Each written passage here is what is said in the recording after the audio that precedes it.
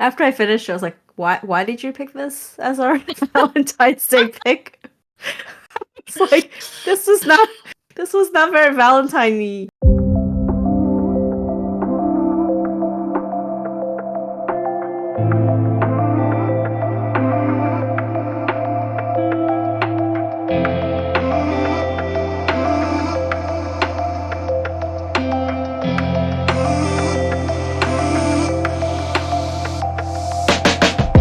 Hi, this is Juniper. Hello, this is Elle. Welcome to a pod. Today we're going to talk about a movie that I chose specifically for Valentine's because, we realize it's that time of the year again where people celebrate special love in the air stuff. And I was like, oh, let's do a romantic movie. Let's also do a classic movie since it's been a while since we last talked about one, right? We've been kind of on the bender with Chinese dramas. So I picked one of my favorite classic melodramas, I guess, or romances, called Now Voyager, starring Bette Davis with Paul Henreid and Claude Rains. I have watched this movie many times, but it's a completely new movie for Elle. So really, I want to spend a lot of today's time to kind of get your sentiments and feedback now that you have watched the movie. But Well, let my me start first here. thought was after I finished, I was like, why did you pick this as our Valentine's Day pick? It's like this was not very Valentine-y. But there's a love story there, but it's not what I imagined What when did you imagine? I guess What would you expect?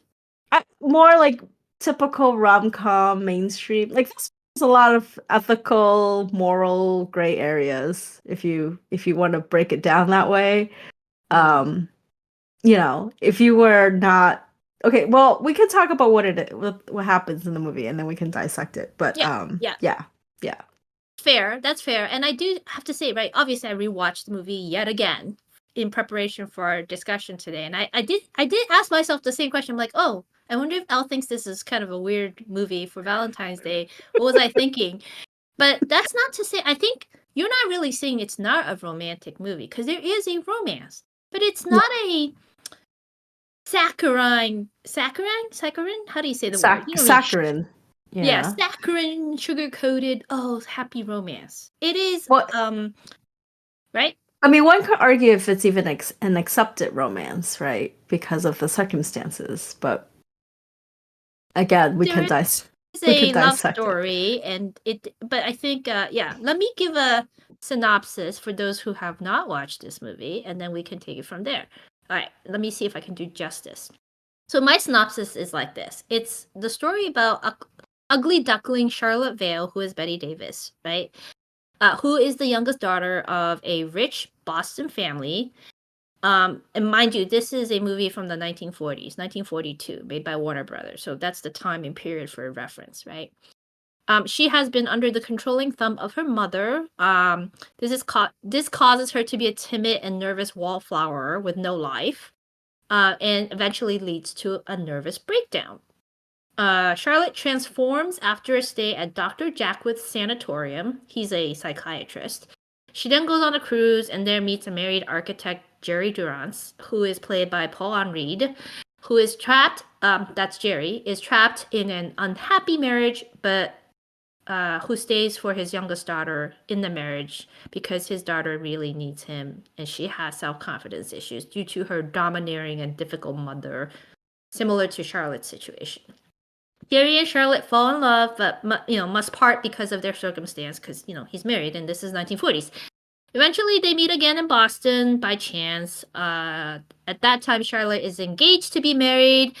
She breaks off her engagement, realizing she doesn't love her fiance like she loves Jerry. She goes back to Dr. Jackwith, and there happens to meet Jerry's daughter, who's there for treatment and takes her under her wing without letting Jerry know. Eventually, of course, though, she is able to help his daughter come out of her shell, and Jerry finds out and is grateful when he does find out. And the film ultimately ends on the positive note that they will have his daughter as their common bond. Yeah, so the story of the movie that you just summarized, I think covers everything. I think the main thing that so when I was watching it, right? So she meets Jerry on this ship, this cruise ship. So she goes away because they said this would be good for her. So after she started going to see the doctor, he I guess organized this trip for her because when she was 20 years old, she fell in love with a was it a sailor or a Yeah, navy like a guy? captain, So like an yeah, officer on a cruise. yeah. So he's basically letting her kind of relive the youth that she lost because she did have that before she was really kind of under the thumb of her mother. She did have like a whirlwind romance when she was 20. So that's where she meets Jerry. And then I think the moment I was starting to think this is not a Valentine's Day movie was I was like, wait, she's gonna be in a relationship with a married man? Like, wait, how is this gonna work? Right? So I think that's when I was like, okay, I have to I mean, pivot hold my on. thinking. Let What? me let me ask this: isn't Anna Karenina a I romance don't in some I don't ways? remember Anna. I don't She's a remember that married one. woman. So Look, against these types of stories. I think I was just saying, like I was saying, I wasn't yeah, expecting that part of well, it for Valentine's Day. That's all. if I were to debate, if this was a debate, I would also bring in Wuthering Heights, right? Heathcliff and Catherine. They are parted, doomed lovers. And she marries someone else, and he was never, get over that. But doesn't mean that they loved each other any less. It is still considered a romantic story. A bit, screwed up, but Yeah, I mean, like I said, that's why I said there's some ethical or moral areas, gray areas in this, right? Because he's not in a happy marriage and he's staying for I guess, like you said, for the sake of his daughters. He has two daughters. He has an older daughter and then Tina's the younger daughter.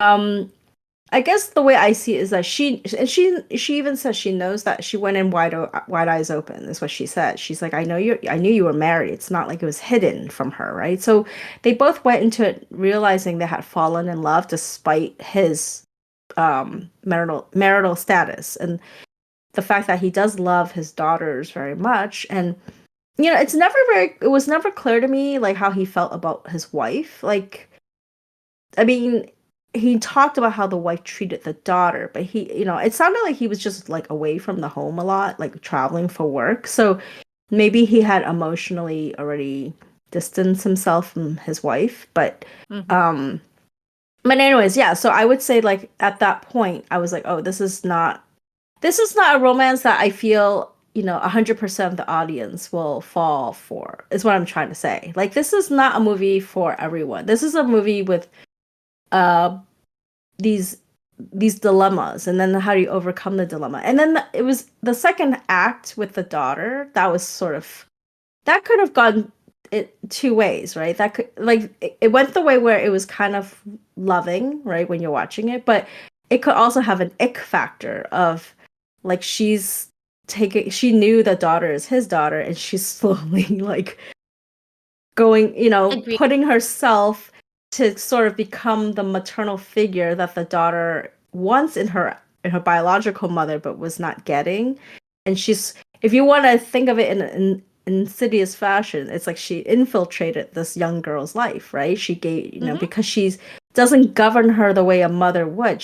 Like even the daughter was like, you don't tell me what to do. You don't, you just let me do Yeah. whatever. I'm so happy. And it's kind of yeah, and the fact that she knew her the Bette Davis knew her identity makes it is it innocent, is it coming from a real innocent place or is it like, oh, it's because she's Jerry's daughter that I'm going to put all my love towards this child who has really no relationship with her in the first place. Oh yes, I Anyways, definitely yeah. feel that it could have veered into that ick territory with the insidious factor, and I think there is a undertone of that. They're not trying to hide away from that. She even comes out and says it, right? And that detracts from it being a pure romance, for sure. I would say that if you just watch the first act with her when she meets Jerry, a shipboard romance, that is actually a true romance, right? Um, that in the insular capsule of itself. Mm-hmm. And But then there's more to the story than just the romance. The romance is just, I think, a trigger for her becoming the woman that she eventually is. It is not a traditional romance. I feel like in the sense of just a man and a woman, although I think they do deliver on that. Personal opinion, okay? Even though he's a married man. I think it's also about self-love and learning to love life because she was a shell of a woman, right? Yeah. In the beginning because of her domineering mother. I think that one counter acting point to the insidious nature of her designs, I guess, on Tina, like taking her under her wing in the second act, is the fact that she sees in Tina herself a Yes. abused girl. So she wants to help this girl like no one has helped her. Or Mm-hmm. she wished she could have, right? So I think that's kind of the factor that remediates the negative aspect. Yeah. Yeah. So I do, I don't have an issue with you questioning why I picked this for Valentine's. Because when I was watching it again, I'm like, yeah, why did I pick this Valentine's Day? I think it's more just it's a very lush story. It's more of a Mm-hmm. melodrama and a woman's Yes. story than a true traditional romance. But the way they executed it was very romantic, if that makes Mm-hmm. sense. Mm-hmm.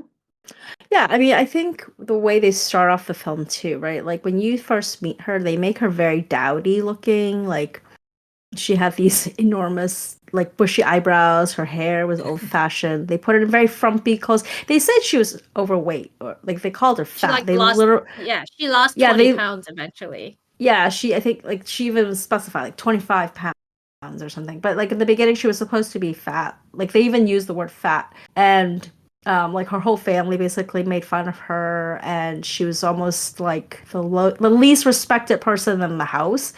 And so she hid away in her room, kind of in her daydreams, I guess. And so when you first meet her, so I would say it was also kind of startling, right? Because the transition time between when she receives treatment and then gets on the boat or ship, called boat, ship, cruise ship, it was like 3 months. I'm like, wow, that's a really short amount of time to have like a full like weight loss, makeover, mental breakdowns gone. Like it was almost a little too short amount of time for me to believe that Hollywood she treatment. could. Yeah, like I don't know. I mean, if that was treatment, everyone should go to this facility and get treated Oh, because Dr. Jekyll is great. That's the whole point. No. because Actually, it was very fast. Yeah. yes. So that you bring up a reminder for me for something I wanted to ask you, right? So you study psychology in Mm-hmm. college. I wanted to ask you because psychology is a theme in this movie, right? She has Yes. a Mm-hmm. nervous breakdown. Jack with helps her with using more like gentle approaches, which I think is not the norm at that time necessarily. No. So No. he's more of the avant-garde, cutting edge, right? Thinker, forward thinker versus the times that are Mm-hmm. backwards, Mm-hmm. or at least it's implied. What, in your opinion, well, what opinion do you have about the psychology aspects, how the film treats that? Obviously, you already just said the 3 months is unrealistic, and I think that's probably based on the book. They say that Mm. the movie follows the source novel very, very faithfully. Mm. Well, okay. I guess the first question is, does she even have a mental illness or disease to begin with? Because I don't think she did. I think she was just No, uh she was just treated poorly in her own family. You she know, was the trapped. dynamics. Yeah, she was trapped. She had no independence. She had no free will. She was Mhm. told what to do. She was expected to be there for her mother, sort of not hand and foot, but kind of like her mother was basically raised her to be her like a retirement companion, right? Like she didn't expect her daughter to really go out and have her own life the way her three older sons did, right? Which is they got married Mhm. and had children. They had Mhm. so and the mother also later on even brings up the fact that like she lives in her home, you know, she relies on her financially, so therefore like she should do what she ask the mother is expecting the daughter to do what the mother asks of her because of the financial dependence she has on the mother. And so I would say like if I thought about that way where she was just sort of like under her mom's like heavy boots, like where she's not allowed to do anything versus like having real mental health issues. I would say 3 months is not realistic. I think getting away though, where she's allowed to explore what she wants to do and have not having been being told what to do and how to behave, that definitely expanded her, and they brought her back to a time where she was able to be herself more. I mean, I still think it was Completely weird. healed, by the Yeah, way. I I mean, just I want to still remind you.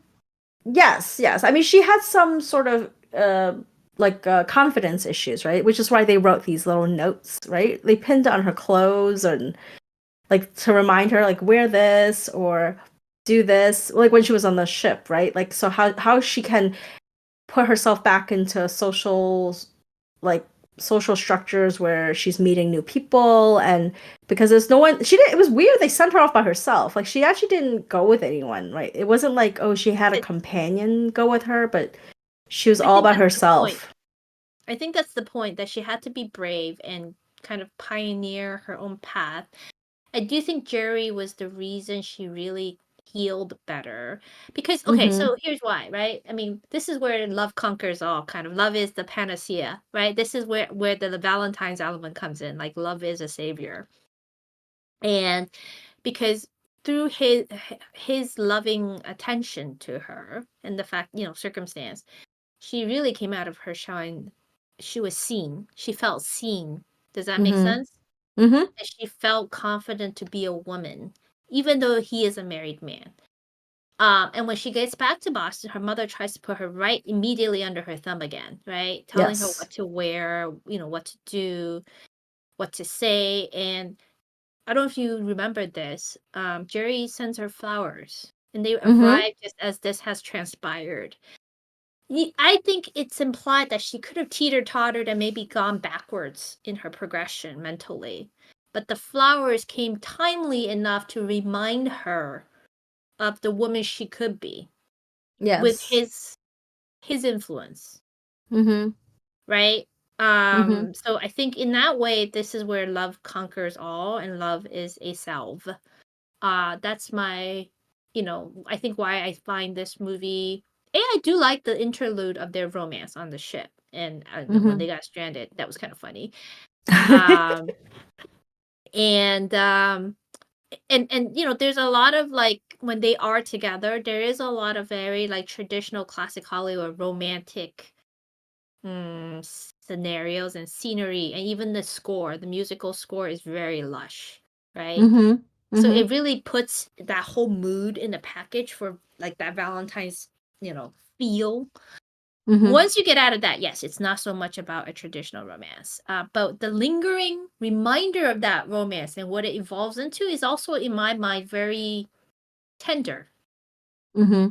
Right? To me, love doesn't just have to be passionate romance. Right. It's actually a No. very strong tenderness that lingers, and it's passionate in its own way.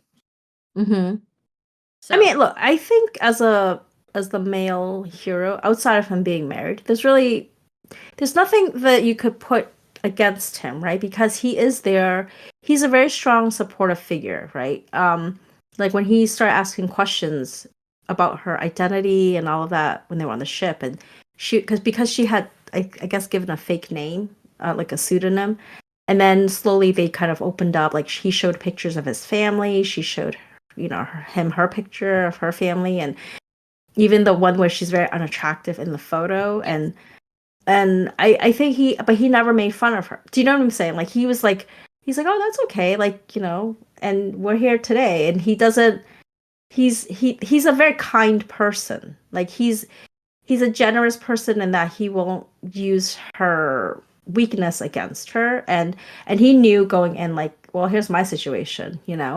And I think because they were very honest about where they were in life, I think that makes it less creepy, like creepy in the sense of because if he's staying in this marriage only because of his children, I mean, I'm not saying that's a pass, by the way, but I think if you're going to talk about the love that he has for her is a genuine thing. It's not like he was just lusting after some random woman he met on a ship and he Like, was that was gonna be the end of it, right? It was like I can't be there for you, right? When they parted, it was like I can't be there for you, really. Like I can't leave my family and I'm not gonna continue to have trysts with you, but I'll send you flowers to remind you that I love you. And I think that is romantic if you want to, yes, you know, it's a bill it very that way. tender affection, right?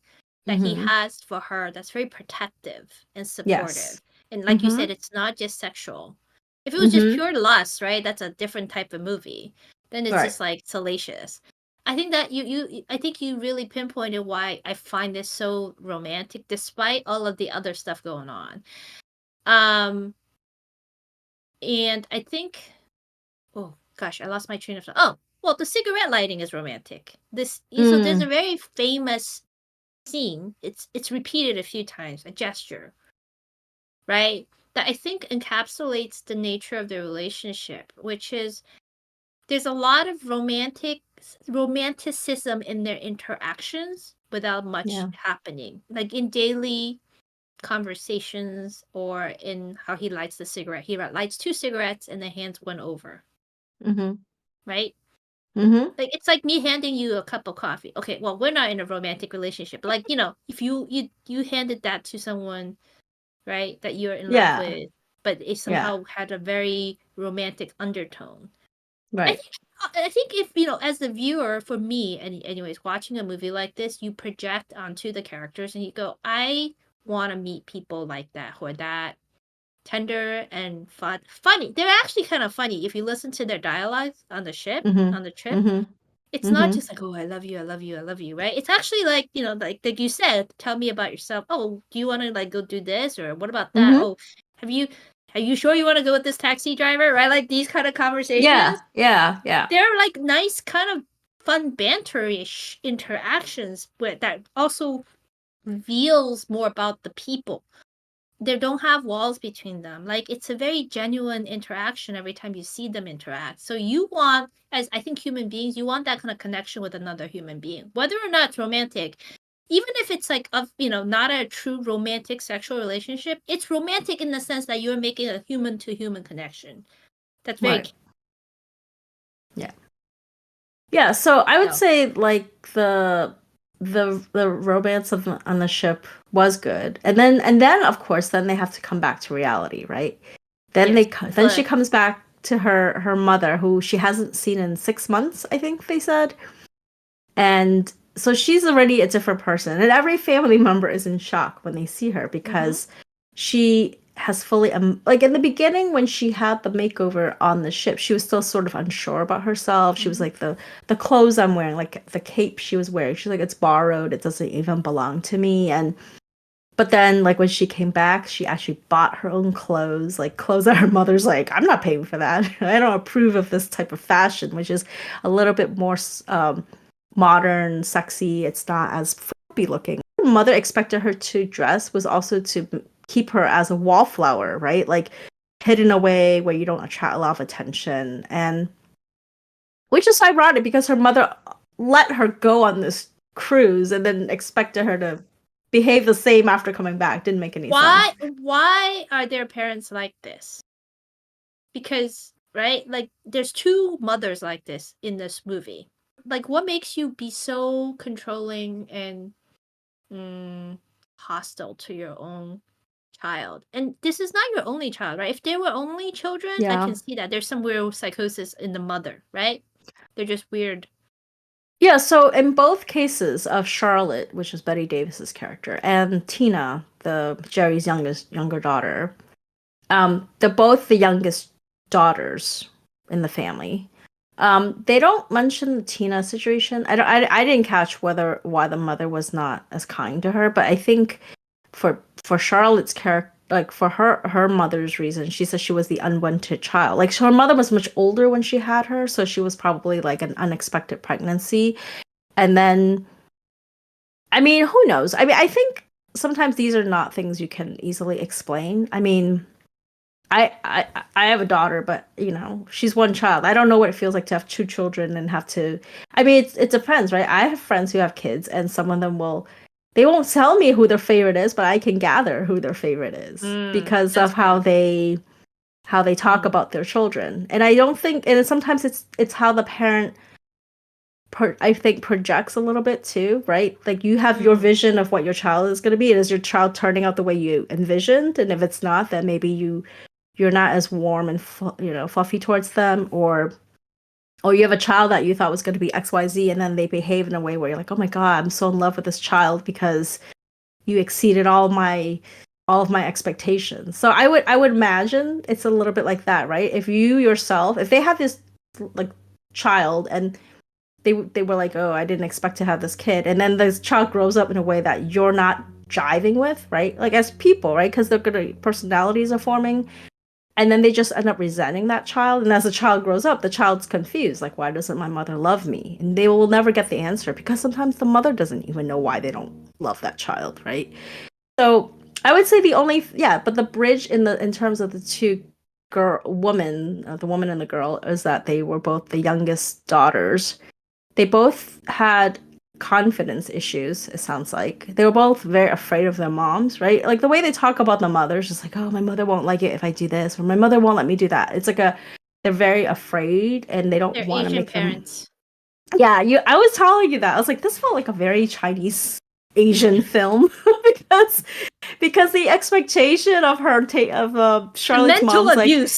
you will take care of me. I already got rid of the nurse. You're gonna come and sleep on the same floor in your father's room and come when I need you. I was like, wow, that's so Asian-y. Not for me personally, but you know, in multi-generational families, that sometimes that's the expectation of the children. Like I have the right to order you around. You're my property almost, right? Like you're my to do with because I'm your parent, right? And you should do what I say. All I can say is when the mom finally died, even though Charlotte was sad, I was like, no, I'm so happy the villainess is dead. Ding dong, the witch is dead. It was pretty quick too when it happened. I wish she had suffered more, to be honest. Well, I thought it was interesting that she died because Charlotte had screamed at her and said, "You didn't want me born anyways." And it was almost kind of ironic that I couldn't tell what why the mother reacted and then died, because obviously she was in shock, like a heart attack or something, right? And I feel like why was she upset over what Charlotte said? Was it because it was true or because it wasn't true, right? Like because I don't think the mother ever said to her. She didn't realize, but maybe it touched a nerve, right? Like who cares though? This mother also threw herself down the set of stairs out of spite. Oh, I thought she tripped. No, she did it on purpose. She did? She looked back and then she went down the stairs. I thought she just tripped and Melodrama. I was like, oh, but she didn't break her neck. You failed. Because I don't think she was that type. Because she didn't. I mean, as rotten as the mother was towards Charlotte, I didn't think she was evil in that sense. She was just demanding. You know what I'm saying? Like not evil. Like I'm here to torture you. Evil. Like more like I just want you to be this way. Controlling. But that's how she came across, right? Controlling is a form of torture, and that's why I say she's the villain. And I always say that the true villains in this movie are actually all women. Do you realize? I mean, it is a woman's film. Maybe that's why. Where the men don't matter as much. The two major male figures, 2.5, I guess. You insist that the fiance is also considered one. I guess so. But the Jerry and Dr. Jackwith are all very saintly male savior figures. Whereas the women are the villains. So the mother is the true villainess. And also there's the niece, June, who is not really a villain, but she really basically is a annoying brat, right? Who triggers Charlotte's initial breakdown with her unkind making fun of her. Right. Well, I mean, one could argue that June's mother, the sister-in-law, was very nice. Like, because she was the one that brought the doctor in to help her because she was just trying to, I don't know. It was interesting because they don't explain her motivation. Like, she was just the catalyst, I guess. Like, she just brought the doctor in and said, oh, here's, can you take a look at her and help her? But she was also the one to, like, check in on her at the facility. She was the one that picked her up when she came back from her cruise. Like she was kind of like a support system. Like they didn't even show her husband. Her husband's the brother, but they didn't. I don't think they even showed the husband. But Yeah, no. She was the yeah, so yes, the women are all of the major agents, whether good or bad in the storyline, really. There's yeah, only two male savior figures who are too saintly almost, but I mean honestly, yeah. I really like Claude Rains. Both Claude Rains and Paul Henreid, by the way, had to immediately go act in Casablanca after this. You know that, right? They were Oh, both in Casablanca. Have you watched Casablanca? a long time ago. Yeah. I don't So Paul remember. Henreid was Yeah. Ingrid Bergman's freedom fighter husband, the one that Oh, she flies off with at the end of Casablanca, oh, right? interesting. Instead of Yeah, staying yeah, with yeah. Humphrey Bogart, and Claude Rains was the captain, the police captain, who says round up the usual suspects. I think that's why their names are familiar, but Hmm. I wasn't familiar with their work per se. Yeah. So very Yeah, different characters. yeah. I mean, okay, so in terms of the second act, right? Like, so we talked about the mother. Okay, well, you mentioned that the other mother is also the villain, the one that we never see on camera, which is the Right. Jerry's wife. Um, yeah, it I seems think like she was just a disconnected mother because it sounds like she didn't really know how to handle her youngest daughter. so my take on it, right? It triggered a thought because what you learn about the Jerry's wife is from the acquaintance on the ship who talks about her. What Mm-hmm. I get the sense from, and maybe you can project this onto Charlotte's own mother, is that she's a narcissist. Mm. They're narcissists, right? Who not Mm-hmm. there's nothing that will be sufficient for them to make it like they're empty shells, right? But that's what narcissism, if I Yes. understand it correctly, it stems from. Like you feel not sufficient as a person, so you compensate for it by seeking attention as in as negative a way as possible. You escalate every time because it's never enough, Mm-hmm. right? You're histrionic. You must get everyone's love and attention. So I think it's a competition to see how much control you Yes. can exert and how much devotion and bending over backwards. Like you basically are on a mission to drive someone up a wall and make them want to still come back to you no matter what and say you're the best thing in, since sliced bread. I know Mm-hmm. I'm Mm-hmm. completely simplifying it, right? But that's my understanding. Right. So in some ways, I feel like without understanding that, these are very bizarre characters. The two women who are the mothers. Mm. In that context makes it so much more easy to understand like how could there be people they are the truly mentally ill people in this story. Yes. Yes. But they also wield the power, which is why you have the poor daughters who are always having nervous breakdowns because Yes. they themselves are not narcissists and Mm, are bearing the brunt of that, right? That's yeah. interesting. Yeah, I didn't think about that, even though I'm fascinated by narcissism in general in society. Yeah. But yeah, I mean, aside from that though, like it is interesting that the people around them don't ever come in and interfere, right? Like if you look at the situation of Tina and Jerry, like Jerry's actually a very disconnected parent as well, right? Because I don't know if it's because he has to work and travel for work, so therefore he's not really home. Like he's like, "Oh, I really miss them," but it doesn't feel like he has the power to dominate the wife, which is I think, why. sorry, finish your No, go thought. ahead. I No, was no, gonna I was like, say, which is why he has almost no idea what's happening, and he's relinquishing almost all responsibilities and deferring to the mhm, wife. mhm. But think about the times. The realm of the domestic environment is of the women. Mm-hmm. I think That's that's true. that's how you would explain it. I don't know Yeah. for fact, okay, but that's how we are looking at it from a modern, very modern perspective. In the 1940s, right, and the war hadn't ended yet, it was still a little bit more antiquated views of. I mean, look, if this happened in the 50s or 60s, Jerry being a married man is not a problem, That's true. okay, That is true. right? Yes, In yes. fact, if there I was a agree. sequel to this movie, it'd be a happier ending. That's how I see it. Okay. Mm, mm. Um, But anyways, I'm sorry. I just realized this conversation has delved way over into the very serious like psychoanalysis, and that's not what my intention was. So let's steer it back a little bit, and can we talk about the ending? Did you think it was a apt ending, satisfying ending? So the ending was basically Tina had moved in with Charlotte. Okay, so Charlotte's mom passed away, and basically Charlotte, I think, got most of the will, like the money from the They're a will, very right? wealthy family. They're like a Yeah, they're Brahmin very family they're from very Boston. wealthy family in Boston. So the mother had even said that if you know better, like you don't mess with me, you get a huge Yeah. inheritance, right? So it sounds like Charlotte basically has all the wealth in the family, which is ironic because the brothers who are you would think the sons would get a good portion of it, but it sounds like Charlotte did. They So had trust. They had trust. mhm. Remember? Oh, that's right. Yes, you're right.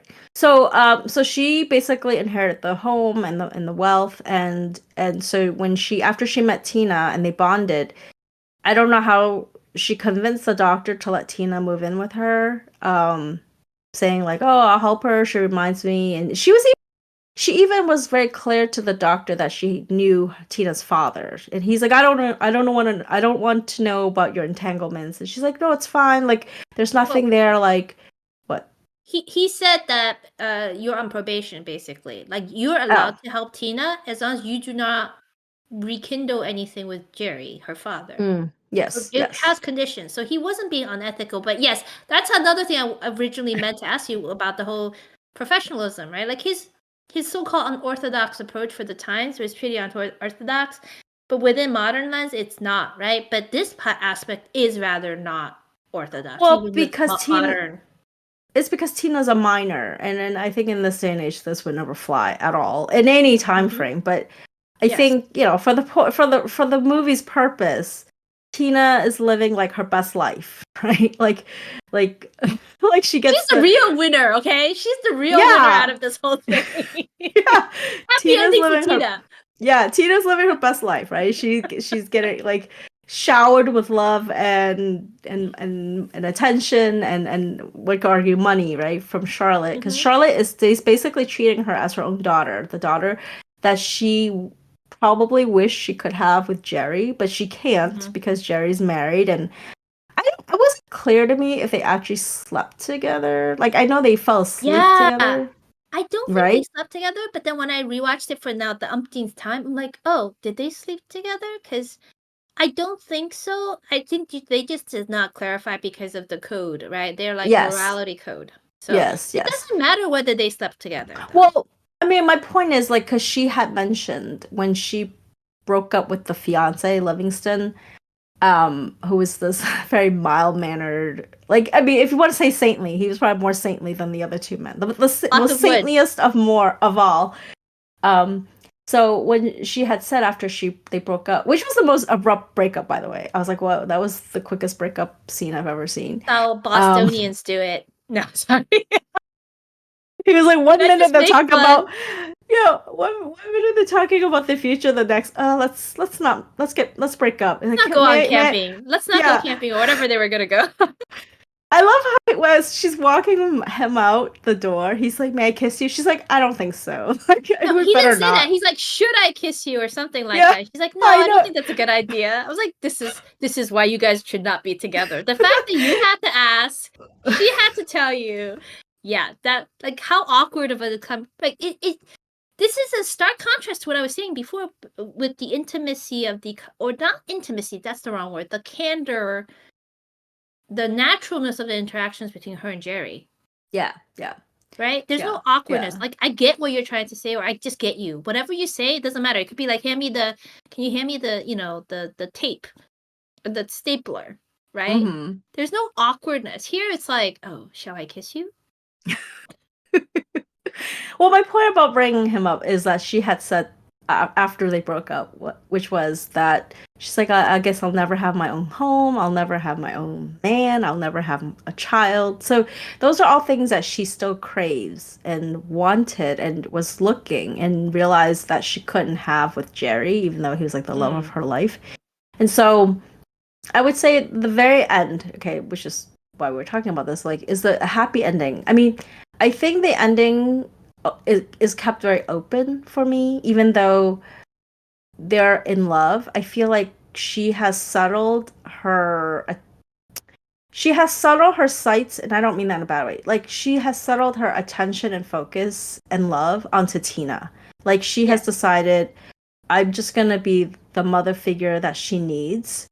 Mhm. And as long as Jerry's okay with it and I can see him once in a while, and he even said that, like, can I see you, right? Like, and I think he's relieved because he realizes this, even if it's not so, I mean, one could argue it could be just some random woman, right, taking his daughter under her wing, but because it's a woman he loves and respects and knows doesn't come from a bad place, like, ill intentions, then he's also relieved. And he saw his daughter, right? Like she's like a different person. Like she basically blossomed under Charlotte's care. So I think the happiness is in knowing that they still love each other and that they can direct that love towards their daughter who really needs that love.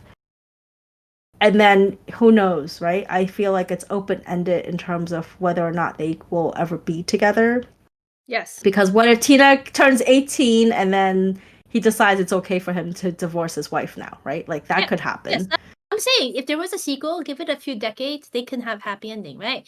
It's only 5 years. As a Tina's 13. Like, just yeah, wait 5 years, right? for me as a romantic, like if I was a romantic woman, this is a sad ending in some ways. But as just a person, it's a triumphant ending in that Mm, she's now her own woman. She doesn't really need him. She's just choosing. She's her own agent of action and right. deciding her own fate. And Yeah, right, she was even building out a new facility with that doctor, right? right, right. Or she was donating money. She was looking at blueprints or something. Yeah. So she was So already doing things with the wealth that she inherited. inspiring ending in some ways, and but it's also kind of anti romance in some ways, right? Because it's triggered by her romance with Jerry, but it ends with her basically moving beyond it and saying, Mm-hmm. I don't, as a woman, I don't need to have that traditional. I want it, but it doesn't have to be for me to be a full formed woman living a fulfilling life. Right. She didn't want to So, settle. She didn't right, settle. that was Yeah. good. Yeah. So, anyways, so oh, I want to now go to ratings or recommendations. Before that, I just want to share some trivia that I read on IMDb and ask for what your reaction to that is. So I read that there were other actresses in contention for the role because Mm-hmm. Betty is always fighting with Warner Brothers. You know, she's always like on the verge of quitting, right? So I guess Ginger Rogers was like a front runner for the role. Mm. Along with they were gonna borrow, I think, either Norma Shear from MGM or Irene Dunn from Columbia, maybe? No, the studio system. I Mm-hmm. think you know all of those actresses, right? Or at least some of them. Um, I mean, the one I'm most familiar with is Ginger Rogers. Right. I could see her playing this character, but it would play off differently. Obviously, I think Betty Davis's acting style is it's a very cool, like she has very cool mannerisms. I don't know how to say. She's I don't know how to. Bostonian. Sorry. I It just had to go works. there. I Yes. know. Like no matter how, like even after the makeover success and everything, right? And even after she Mm. gained her confidence, she remained a very cool person. And I think even at one point Jerry asked, like, I wish I knew what you were thinking, right? Like, I mean, I know that's Mm. in the script, but I feel like that's true of her intentions throughout the whole film. You never really know what she's thinking. And I think Ginger Rogers playing her would be different. I think Ginger Rogers is more like wear your emotions on your sleeve type, uh, acting style wise, versus Betty Davis. How Betty Davis Mm. handled it was very like, I guess very. I think actually works best because if you believe she came from this very wealthy, generationally wealthy family, that's Mm. probably how she was raised to be. It would not be. I mean, even the mother was like, we don't. What is it? We don't dine with. We don't travel with like. She didn't say Like peons, but basically she commercial, meant peons. like Yeah, yeah, trip yeah. Like, riffraff, basically. yeah. Like we're above that. Yeah. So. Ginger Rogers is a more earthy Yes. girl. Yes. So Yes. yeah, I agree with that. I can't. I mean, having seen Bette Davis in this, I can't envision anyone else. Like it's her role basically. It's Hmm. one of her most glamorous roles, I think, that I've seen her in, and not that I've seen that many Davis films. So, Yeah. all right. She has some So nice ratings. costumes. Oh yeah, it's black and white, so it's very lush. I've always wondered how they look in color, and I did go online to look for some of them. Like her dinner dress is Hmm. beautiful. Some of those Yeah. 1940s, like Yeah. The cape was shockingly red. I yeah, I could showed not that to have. you. Yeah. I was like, I thought, I don't know. It's hard to tell in black and white. I just thought Right, it'd be more like silver, right, not so, or like like more a mauve neutral. color, Yeah, like a right? Like a mauve. I mauve. didn't. Yeah. Yeah, no, this was like a cherry tomato red. So It's interesting when you see like 1940s and 30s movies colorized, like how bright the colors were. Especially think about all the lipstick tones they used to wear. They were very yes, red. So yes, in some ways, black and white works better for this. But in the interest of time, so yes. if you want to give a rating, I definitely would love to hear it. If you don't feel like it can be rated in that way, I just want to hear like, would you recommend someone else watch this movie? And if so, why or why not, right? And would you how would you couch Um, it? okay. As a film, I think it's a very good film. Like I don't see any issues with the film in general. I think like it's a 2 hour film, and pacing wise, it's a very well paced film, and I think the characters they're nice in that they're not caricaturish, right? Like I mean, you don't have to agree with their ethics or positions or even the personalities, but they're very clear cut characters. And I think when you're watching it, it it works in the story that with the story that it wants to tell. And it's funny because there's one scene I remember for some reason, which is where the mother was talking to Charlotte as Charlotte is changing. And the camera was behind the mother, and you see her hand like tapping on the bedpost. Yes. And it was Yes. such an odd angle because because Charlotte disappears behind some wall to change, and you Mm. hear her talking, but you're watching this from the mother's perspective real time. And I was like, what an interesting, like in terms of cinematography, how interesting is Yes. that scene? Because that's something you normally see, like, to see the back of the mom You and really seeing her. do notice the focus, right? The camera doesn't move that much. There's a Mm-mm. little bit of a different focal point change, and you immediately notice the tapping fingers on the post. Yes. Yes. I thought that And was then probably, it's very like not important in the context of the film, but for me it was very memorable for some reason. Like I you and I remember both, that yeah, scene. I was gonna say we both remembered it, so there's something to that. Yeah, like I wonder why the director made that choice. I don't know. I mean, like to see that perspective and to hear almost like you're in the mother's shoes, right? To feel her Like she's waiting for gonna. Charlotte to come out and then hearing Mhm. Charlotte say these words. Like you're almost like it was very interesting. But anyways, so as a film, I would say it's a nice piece of cinema. Like I don't know how to rate it, to be honest. Like it's not So I you mean don't have to. you don't yeah, I mean I can give you my range. It would probably be like a 7.8 to an 8.2 range, like in that area. Mhm. Because again, like I always think about what I rewatch it. I think I can rewatch it, but not for like warm and fuzzies. It would just be like this is a good piece of It's film. You did that on the last thing we rated, Moonlight Misty, because you said rewatch value. You didn't know how whether you could go through the pathos again. So I Yeah. think it depressed your rating. I always separate rewatch value from the value of the Mm. film intrinsically. Hmm. I So, mean, my range would still be the same, I think. It hmm wouldn't hmm change. And I think that, like I said, if you position this not as a romance, even though it's romantic, but more of like you said, it's a woman's triumphant story of growth and gaining her freedom against the norms. I mean, one could argue, like, did she really gain freedom because she also inherited her mom's wealth, right? Like, I mean, she even said, like, I'll go and be a waitress or something like that. Like I'll go get a job, and her mother looked at her like, "How dare you go say you're gonna go get a job, right?" But when she says, "I'm not afraid," that was yes, important. That was very important. That was sort of like her rising, right? Rising up from sort of the gloom that her mother had really pushed upon her. So I would say in that sense, it's a very good film. I think as a woman's story, and as if you accept that she she doesn't 100% gets what she wants, right? Which is why you have that unrequited love story in the background. But if you want to say like, does she have full agency over her life? Yes, she has full agency. So that's why I liked it. It's just unfulfilled. Yeah, unrequited is yeah. Mm-hmm. He requites a lot. He just can't Well, be with her. I mean, yes and no. He still has a boundary that he's not crossing. You know, I mean, I think they both respect the boundary, even though their feelings are there, but they're not breaking those. They're not breaking past the boundaries. It's a form of respect for those times. So, yes. Okay.